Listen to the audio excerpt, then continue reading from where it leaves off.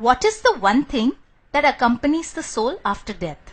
The amazing answer to this question sheds light on two important mysteries, namely, what happens when we die and how is it possible to retain memory of our past lives? So let us dive in. Watching all the corruption scandals unfold in India, my mother often remarks, "Why are people blindly rushing to accumulate so much wealth, property and power? After all, none of these things will accompany them beyond death." And she's right. Whatever be our cherished worldly possessions, those which we mistakenly use to determine our self-identity, such as our job, our wealth, home and car, even our bodily appearance, one day when we die, we shall have to let them all go in one clean sweep. We came empty-handed into this world and empty-handed we shall go. However, while we cannot take our material possessions with us, there is one highly critical yet deeply overlooked thing which we do take with us when we die. This thing is our mind. And unless we have attained to samadhi in this life, our mind will accompany our soul after death in its journey onto the other side.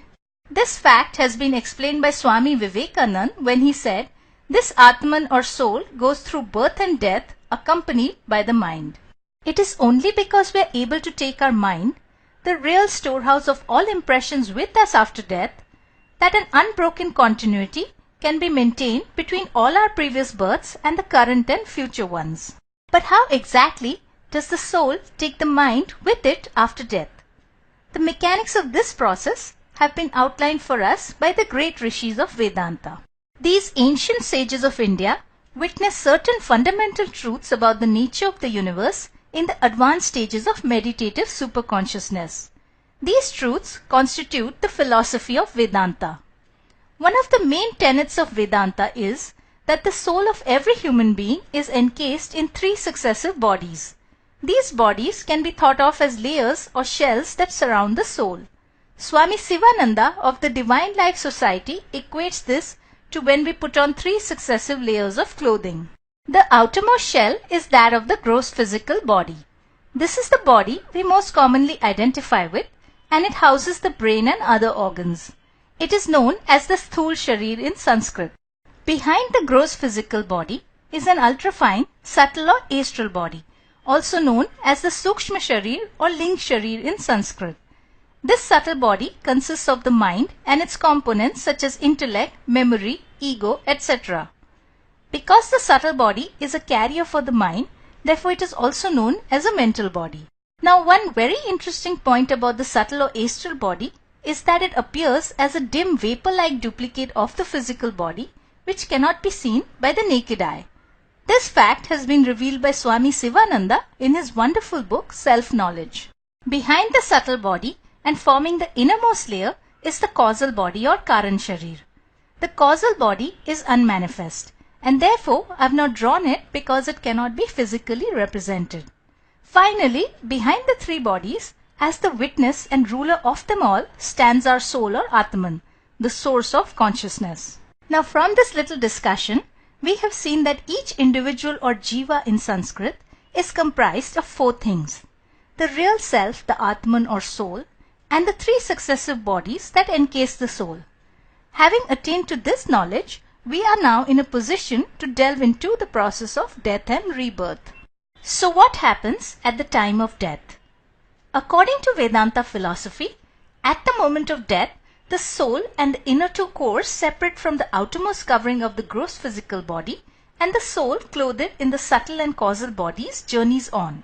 Thus says Swami Sivananda, death is only a separation of the subtle or astral body from the physical body. Just as a person passes from one room to another, the soul passes from the gross plane of existence to the subtle. Now, this subtle body or Sukshma Sharir, as we have seen earlier, is the carrier for the mind. Till a person is living, he or she is clothed in all 3 bodies and the mind is merged with the brain and body. But upon death, the physical body is shed, and as Swami Vivekananda has explained, the soul goes out and carries part of the mind with it. Furthermore, as both Vivekananda and Sri Aurobindo have revealed, it is our mind and not the brain which is the real storehouse of all impressions or sanskars. Everything that we have ever thought, every action that we have done, is lodged in the mind. in the lower layer of the Chitta or subconscious mind, the impressions of all things seen, thought, sensed and felt are recorded. For this reason, even though the brain has been left behind at death, a lifetime of impressions or sanskars stored in the subconscious mind accompany the soul after death. What's more, since the same mind has been evolving and traveling with us from birth to birth, therefore the impressions of all lives past as well as those of the current one are stored in the subconscious mind.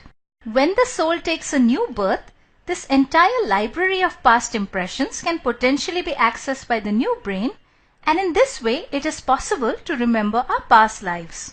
Now, in the normal course of things, these past life impressions remain buried deep within the recesses of our subconscious mind, and therefore most people are unable to recall their past lives. However, in certain special situations, such as when a soul reincarnates quickly without spending too much time in the subtle world, or through hypnosis, or through certain highly evolved yogic processes such as Kundalini awakening, it is possible to remember events from the immediate or some or even all of our past lives. One of the most famous verses from the Bhagavad Gita which captures these possibilities is when Lord Krishna tells Arjun, "Many births of mine have passed as well as yours, O Arjun. I know them all, but you know them not." Even Lord Buddha remembered many of his past lives, including the times when his soul was evolving through animal births. This brings us to the end of our presentation. Thank you so much for watching. If you have further questions in your heart surrounding God, soul, consciousness, life and death, then be sure to visit my website, The Spiritual Bee, at www.spiritualbee.com.